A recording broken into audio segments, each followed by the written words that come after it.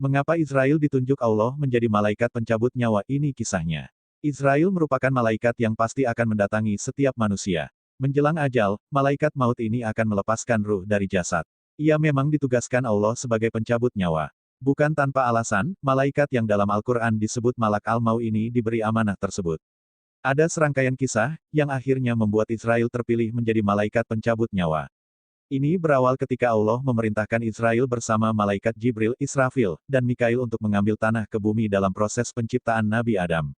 Dalam sebuah hadis mutabar yang dinukil dari Imam Ja'far al-Shadiq disebutkan bahwa sebelum menciptakan Adam dari tanah, Allah terlebih memberi kabar terhadap bumi bahwa dia akan mengambil tanah di sana. Hai bumi, aku akan ciptakan manusia dari saripatimu. Sebagian mereka ada yang taat kepadaku dan sebagian lainnya durhaka kepadaku, siapa yang taat kepadaku maka akan aku masukkan dia ke dalam sorgaku, dan siapa yang durhaka kepadaku akan aku masukkan dia ke dalam nerakaku. Imam At-Salabi 1. Allah kemudian mengutus malaikat Jibril untuk mengambil tanah ke bumi. Namun sebelum sempat mengambilnya, bumi memberikan pertanyaan kepada Jibril terkait tujuan Allah mengambil tanah di bumi. Malaikat Jibril kemudian memberi jawaban sebagai berikut. Karena Allah akan memerintahkan Adam dan keturunannya untuk menyembahnya. Setiap yang taat di antara mereka akan berada dalam naungan rahmat-Nya dan dipersilakan masuk ke surga. Sementara, Dia akan menyiksa siapa saja di antara mereka yang menentangnya dan tidak taat kepadanya di dalam penjara jahanam-Nya untuk selama-lamanya.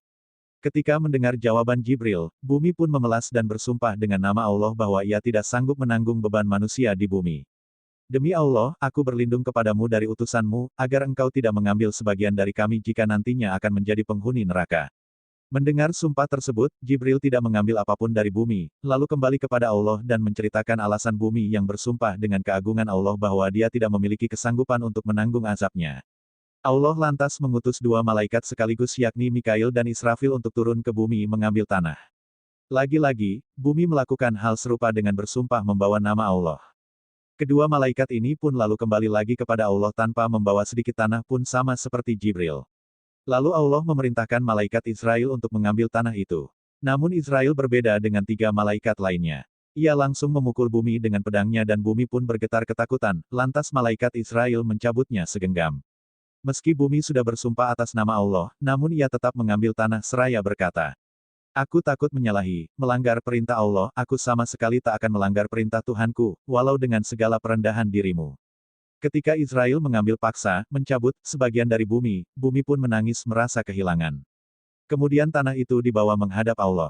Lalu Allah berfirman kepada Israel, "Mengapa engkau tidak mengikuti sumpahnya, bumi?" Jawab Israel, "Perintahmu lebih aku ikuti dan aku takuti daripada sumpahnya." Kemudian Allah berfirman, "Engkaulah malaikat pencabut nyawa, Malakul Maut." Kemudian Allah memberikan penghargaan kepadanya atas hal tersebut. Dengan alasan inilah Allah memerintahkan atau memberikan tugas kepada Israel untuk mencabut nyawa-nyawa hambanya. Malaikat Israel diberi kemampuan yang luar biasa oleh Allah hingga barat dan timur dapat dijangkau dengan mudah olehnya seperti seseorang yang sedang menghadap sebuah meja makan yang dipenuhi dengan pelbagai makanan yang siap untuk dimakan. Ia juga sanggup membolak-balikan dunia sebagaimana kemampuan seseorang sanggup membolak-balikan uang.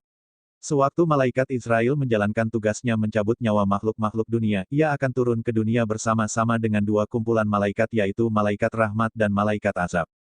Menurut kisah Kabil Akbar, malaikat maut tidak mengetahui kapan tiap-tiap makhluk yang akan mati. Dikatakan olehnya Allah telah menciptakan sebuah pohon, Sidrat Al-Muntaha, di bawah arsy yang mana jumlah daunnya sama banyak dengan bilangan makhluk yang Allah ciptakan. Jika satu makhluk itu telah diputuskan ajalnya, maka umurnya tinggal 40 hari dari hari yang diputuskan.